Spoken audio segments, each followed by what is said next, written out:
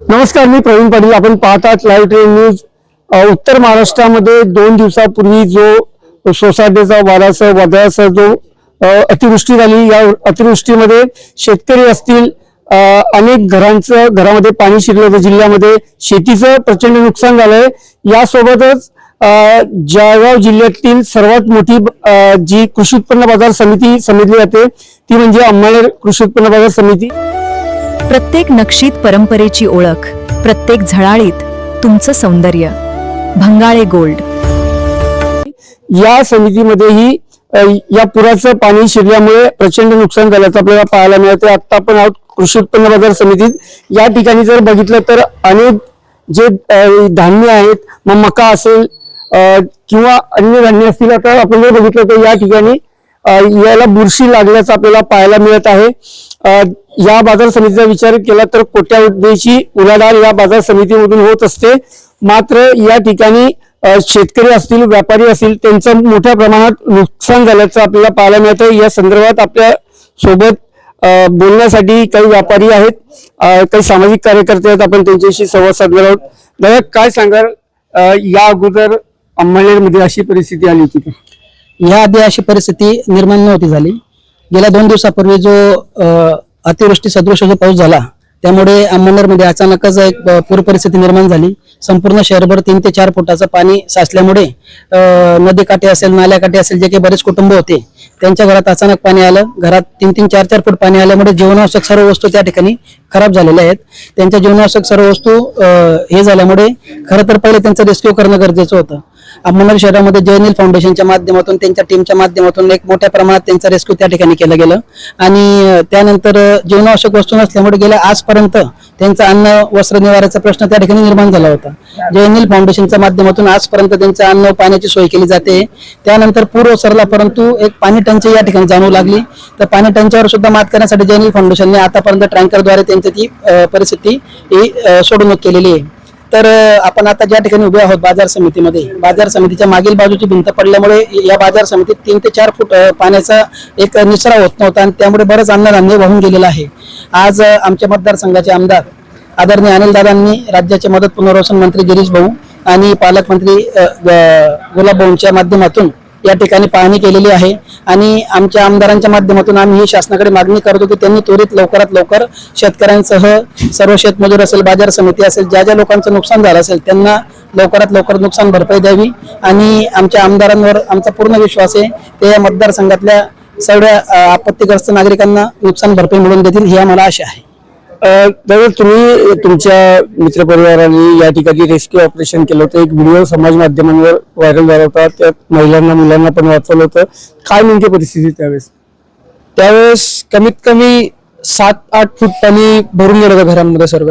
पैलाड नावाच्या एका एरियामध्ये आपल्या अंमळनेरच्या तिकडे रात्री पाऊस खूप जोरात झाला आणि त्या पावसामुळे जे बॅकवॉटर होतं नदीचं, बोरी नदीचं, ते सगळं घरांमध्ये घुसायला लागलं सर्व लोकांच्या. आणि ते पाणी असल्यामुळे लोकांच्या घरात पाणी जास्त हे होत होतं त्याच्यामध्ये. तर ह्या परिस्थितीमध्ये जयनील फाउंडेशनचे जे आमचे मित्र परिवार आहे आणि ज्यांना पोहता येतं वगैरे, यांनी 2-3 फॅमिलीज रेस्क्यू करून त्यांना एका सेफ स्पेस मध्ये नेलं. आणि हे करत असतानाच त्यांचं जे घरातलं धान्य होतं किंवा त्यांच्या घरातलं चूल किंवा काही असेल ते सर्व वाहून गेलं त्या पाणीमध्येच.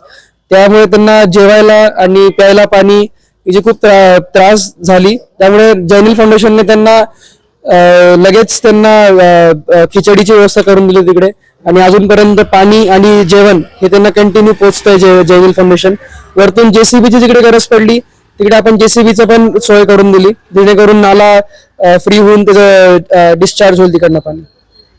दादा, या बाजार समितीमध्ये हे जे प्रचंड नुकसान झालंय, एक निसर्गाची अवकाळ जरी म्हटली आपण तरी कुठेतरी मानवी चूक याला जबाबदार आहे.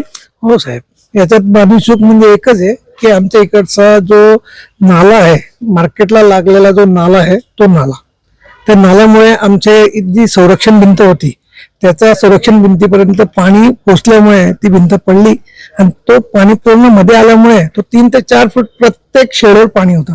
आता तुम्ही बघू शकता की आमच्या मार्केटला कमीत कमी 15 ते 20 हजार क्विंटलचा माल स्टॉक आहे.